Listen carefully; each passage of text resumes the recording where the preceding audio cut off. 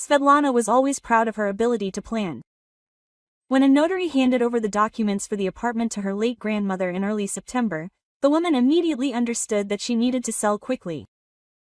The two-room Khrushchev-era apartment in an old neighborhood required major repairs, and the maintenance of a second home was a strain on the family budget. A buyer was found in 2 weeks. A young couple with a child were ready to take the apartment even with cosmetic flaws. The deal went smoothly, and Svetlana received 2 million rubles. The money had been in a safe deposit box for a month. Svetlana mentally allocated the entire amount for the renovation of her own apartment. She had long wanted to replace the old plumbing in the bathroom, update the kitchen set, and buy new furniture for the bedroom. Artyom constantly complained about the sagging sofa, but there was never enough money to replace it. Svetlana did not tell anyone where exactly she kept her savings. She knew her husband's character. If Artyom found out about the large sum, he would immediately start making plans. And Valentina Ivanovna's mother-in-law's plans appeared even faster. The woman knew how to find 1,000 reasons why she urgently needed someone else's money. But secrets tend to be revealed at the most inopportune moment.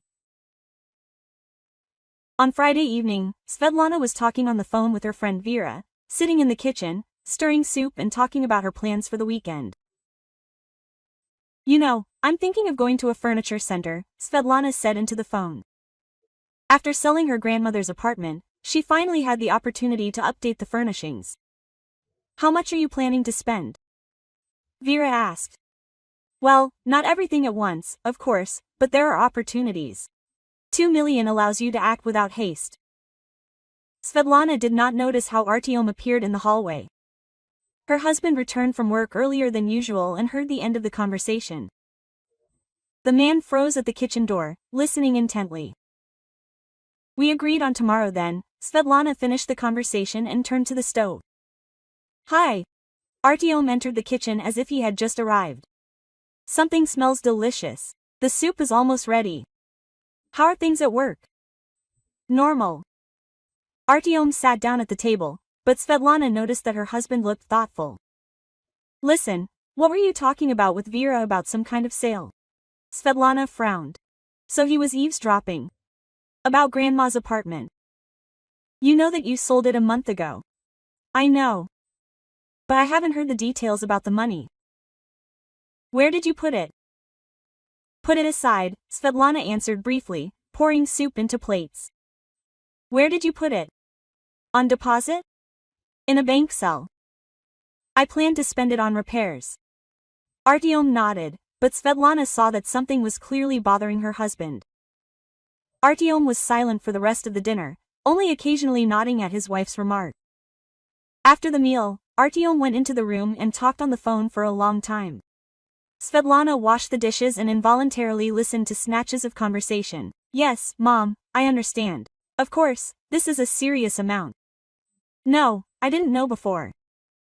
The woman's heart ached. Artyom told his mother about the money. Valentina Ivanovna had an amazing ability to turn any financial information into personal gain. The next day, Artyom went to the mother. Said that he needed help with the shopping. Svetlana was left alone at home and decided to do a general cleaning. Work distracted her from disturbing thoughts. In the evening, her husband returned gloomier than an autumn cloud.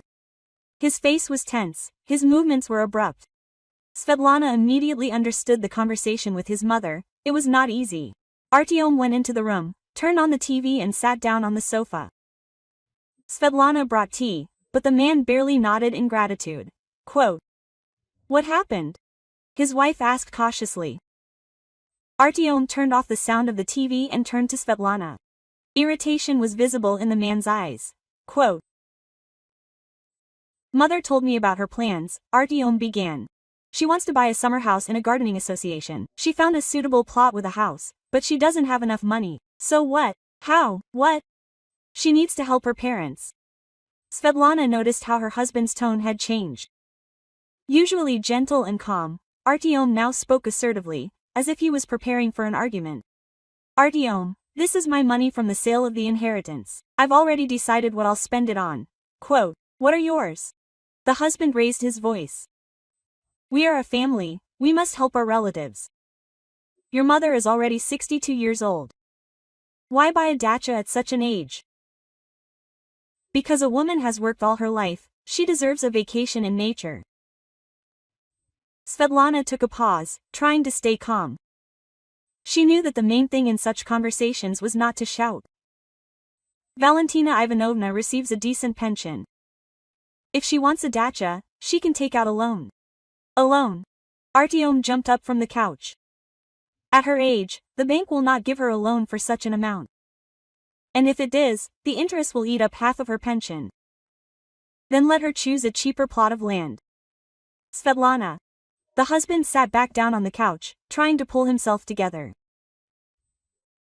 "We are talking about my mother, the woman who raised me alone after my father died, who worked 2 jobs to give me an education." Svetlana understood that the conversation had reached a dead end. Artyom used his favorite tactic of pressure through guilt. But this time the woman was not going to give in. "Your mother deserves respect," Svetlana said calmly. "But the money from the sale of the apartment is intended for our needs. Look around, how much needs to be replaced?" Artyom glanced around the room. Indeed, the furniture looked shabby, the paint on the radiators was peeling, and the carpet was covered in old stains. Quote, "Repairs can be done gradually," said her husband. "And the opportunity to buy a good dacha may not present itself again." "Why did you decide to spend my money without my consent?" "Because we are husband and wife. Because we must support the family." Svetlana stood up and walked to the window. An October rain was drizzling outside the glass, and the drops were slowly trickling down. The woman felt irritation growing inside. Quote, "Artyom, when we bought this apartment, your mother did not offer to help. When we had financial difficulties 2 years ago, Valentina Ivanovna did not give a penny, and now she is demanding 2 million. She does not demand, she asks for help. The difference in wording does not change the essence." Artyom fell silent. Svetlana saw her husband clenching and unclenching his fists. The man was clearly trying to restrain himself, but the tension was growing with each passing minute. Unexpectedly, Artyom abruptly rose from the sofa. Her husband's face turned red, and his voice sounded an octave higher than usual. "Give me back the money," her husband squealed. "Mom urgently needs these 2 million. Svetlana froze, blinking her eyes and not knowing how to react. For the first time in 8 years of marriage, Artyom shouted at her like this. The woman did not recognize her own husband. The blood rushed to Svetlana's face, betraying barely restrained rage. It became completely clear that her husband viewed his wife's savings exclusively as a resource for his mother's whims. "I will not give the money back," Svetlana said firmly. "You won't give it back?" Artyom came closer. "Then I'll take it myself." "How?" "I'll find where you hid it. I'll search the entire apartment." Svetlana grinned. "Look. There is no money at home." "Where then?" "It's my business." Artyom was confused. The man clearly did not expect such a rebuff from his usually docile wife. For a few seconds, the spouses looked at each other in silence. "Okay," Artyom finally said.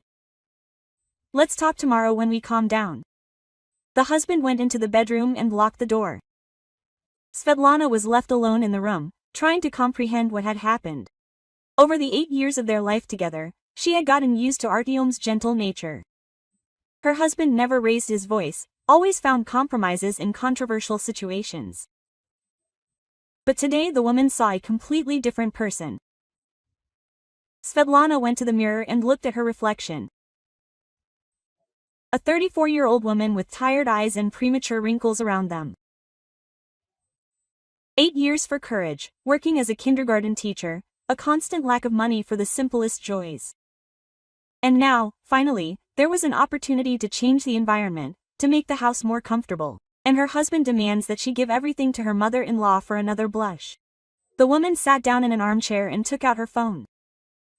She needed to talk to someone, share her experiences, but she didn't want to call her friends in such a situation, it was too personal. Svetlana opened her contacts and stopped at her sister's number. Inga lived in another city, but the sisters maintained close relations.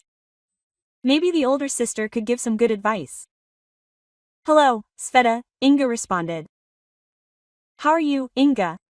"I have a problem." Svetlana told her about the conflict with her husband. Her sister listened attentively, without interrupting. "I see," Inga said. "And what does your intuition say? That you can't give the money away?" "But Artyom insists so much." "Sveta, do you remember how your grandmother used to say when you were a child? It's not about counting other people's money, it's not about increasing your wealth." "I remember." "So, your mother-in-law already considers this money her own, and your husband has turned into an intermediary." Svetlana nodded, although her sister couldn't see. "What to do? Stand your ground. The money is yours, the decision is also yours." After talking with Inga, Svetlana felt relieved. Her sister confirmed the correctness of her position, and this gave her confidence. The woman went to the kitchen and brewed some herbal tea. She needed to think about tomorrow. Artyom would probably continue to put pressure, perhaps he would connect to conversation with Valentina Ivanovna. But Svetlana made the final decision. The money will remain in the bank safe until the renovation plan is ready. And let the mother-in-law look for other ways to solve the dacha problems. On Saturday morning, Svetlana was greeted by an alarm clock. At 7 o'clock in the morning, the woman planned to go to the hardware store to look at the prices for materials for renovating the bathroom. Artyom was sleeping in the bedroom behind a closed door. Yesterday's conflict clearly deprived her husband of sleep. Svetlana quietly got ready and left the house. The fresh October air helped clear her mind after a hard evening. In the store, the woman spent 2 hours studying the range of tiles, plumbing, and furniture. The prices turned out to be higher than the expected 2 million. It will only be enough for a partial renovation of the apartment. Svetlana returned home around noon. Artyom was sitting in the kitchen with a mug of coffee and a gloomy expression on his face. There was a mobile phone nearby. Apparently, her husband was waiting for someone. "Where were you?" asked Artyom, without looking up. "In a hardware store. I looked at the prices." "For what?" "For a dacha for my mother." Svetlana put her bag on the table and turned to her husband. "Artyom, we already discussed everything yesterday. The money is intended for our house. Our house can wait, and at my age, every year counts." The woman frowned and tilted her head to the side, trying to comprehend what she had heard. Did her husband seriously think that buying a dacha was more important than renovating his own home? "Artyom, look around." Svetlana waved her hand around the kitchen. "The faucet has been leaking for 6 months. The tiles in the bathroom are falling off, the furniture is falling apart. And you suggest spending the money on a dacha? I suggest helping my mother. Your mother has lived without a dacha her whole life. She will continue to do so." Artyom stood up abruptly from his chair. Her husband's face turned red, and his voice sounded louder than usual. "Svetlana, I'm asking you nicely for the last time. Will you give me the money?" The woman straightened up and calmly said, "It's my money. They came from Grandma's apartment and you or your mother won't get a penny. How can you be so selfish?" Artyom exploded. "I've been working tirelessly for 8 years. I support my family. And you refuse to help my mother? Selfish." Svetlana grinned. "A selfish woman is a woman who wants to spend her own money on her own home. We are husband and wife. Everything is common. An inheritance is not jointly acquired property," Svetlana said firmly. "It's the law." Artyom tried to object, but his wife went into the room to the desk. The woman took a folder with documents from the bottom drawer and returned to the kitchen. Svetlana put the certificate of inheritance and the apartment purchase and sale agreement on the table. "Everything is registered in my name," the woman showed the documents to her husband. "The law is on my side." Artyom grabbed the papers and carefully studied each line. Indeed, only Svetlana's name was everywhere. The husband had no rights to the inheritance. "Did you register everything on your own specially?" Artem exclaimed. I didn't register anything on your own specially. According to the law, inheritance goes to blood relatives. You had nothing to do with your grandmother. The husband threw the documents on the table and slammed the kitchen cabinet door in a rage. The hinges creaked and the glass shook. Quote, It's impossible to live with a woman like that, Artem shouted. You only think about yourself. And do you only think about your mother? Svetlana answered calmly. My mother gave birth to me, raised me, and now she's demanding $2 million for my upbringing. Artem turned around and slammed his fist on the table. The mug jumped up and coffee spilled all over the documents. Enough! The husband shouted. Either you give me the money, or I'll take it myself. How? I'll find a way. Svetlana understood the conversation, which had entered the threat stage. The husband had finally lost control of himself. The woman picked up her mobile phone from the table and dialed the emergency response service. Hello, police, Svetlana said into the phone. My husband is threatening me. He's demanding that I give him money he has no right to. Artyom was dumbfounded. The man hadn't expected his wife to take such a step. Quote, Are you crazy? The husband hissed. Why did she call the police? To record the conflict and stop the pressure. Svetlana continued talking to the operator, calmly explaining the essence of the problem. 20 minutes later, the doorbell rang. The woman opened the door and let in 2 police officers, a young guy of about 18 years old and a middle-aged woman. Quote, Good afternoon, Senior Lieutenant Romanova greeted. What's going on? Svetlana invited the police officers into the kitchen, where Artyom was still sitting, confused. My husband demands that I give him the money from the sale of the inherited apartment, Svetlana explained. The money is intended for his mother to buy a summer house. When I refused, my husband began to threaten. What kind of threats exactly? Quote, Romanova clarified. He said that he would take the money himself, find a way.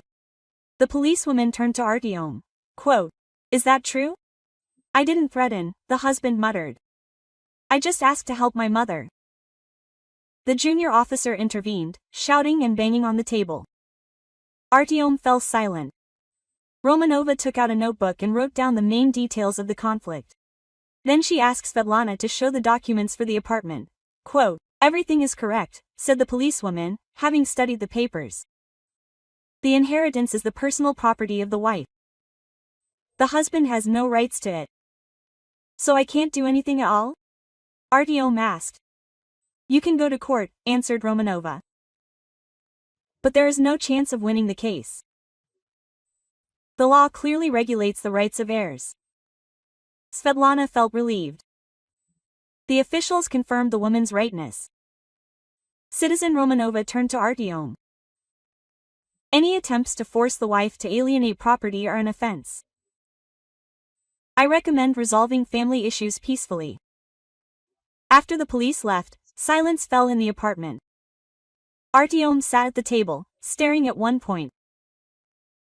Svetlana cleaned up spilled coffee and wet documents. What will you tell your mother? Finally, the woman asked. I don't know, the husband answered quietly. Will you tell the truth, that the money belongs to me and is staying with me? Artyom raised his head and looked at his wife. Resentment and confusion were visible in the man's eyes. Quote, I'm ashamed in front of my mother, Artem admitted. I promised to help with the dacha. In vain did I promise something I couldn't fulfill. I thought you would understand. You will support the family. I support the family every day. I cook, wash, clean, work, bring home my salary. And now you also have to give the savings for the dacha for your mother-in-law. Artem got up from the table and headed to the bedroom. Svetlana saw how her husband's shoulders hunched over, how his gait became uncertain. Quote, I need to think, Artem said, stopping in the doorway. Think, Svetlana agreed. In the evening, her husband came out of the bedroom with a small suitcase in his hands. Artem's face expressed determination. Quote, I'll live with my mother for now, the husband said. Until we decide how to live on. There is nothing to decide, Svetlana replied. The money is staying with me. So, you choose money over family? I choose common sense over maternal whims. Artyom went to the door and turned to his wife. I'll leave the keys on the shelf in the hallway. No, Svetlana said firmly. Give them back right now. Why? Because this is my house, and I decide who lives in it. The husband reluctantly took a bunch of keys out of his pocket and put them on the kitchen table. Svetlana took the keys and walked Artyom to the door. Quote, if you change your mind, call, the husband said, going out into the entrance. The only thing I can change my mind about is a divorce, Svetlana replied and closed the door. The woman leaned her back against the door and closed her eyes. For the first time in many years, there was complete silence in the apartment. The TV, which her husband constantly turned on, was not heard. The sofa did not creak under Artyom's weight. The phone did not ring with Valentina Ivanovna's demands. Svetlana went into the room and sat down in a chair by the window. October twilight was beginning behind the glass. Yellow leaves swirled in the air, slowly falling onto the wet asphalt. The woman took the phone out of her purse and dialed the bank's number. She needed to clarify the opening hours on weekends. Quote, hello, Bank Information Service, the operator responded. Good evening. Is it possible to access the safe deposit box tomorrow? Yes, the branch is open from 10 o'clock to 6 o'clock. Don't forget your passport and contract. Thank you. Svetlana hung up and smiled. Tomorrow she would take some of the money and go to the plumbing store. It was time to start renovating the bathroom. Without male objections and maternal complaints. The phone rang in her pocket. The name of her mother-in-law, Valentina Ivanovna, appeared on the screen. The woman looked at the call for a few seconds and then rejected the call. No one else would decide how to spend Svetlana's money. 2 million rubles will be invested in repairs, furniture and, perhaps, a short trip. Into Svetlana's own life, not into someone else's whims. The woman got up from her chair and went into the kitchen to make tea. It was completely dark outside, and the cozy light of the kitchen lamp was reflected in the glass. The house finally belonged only to her,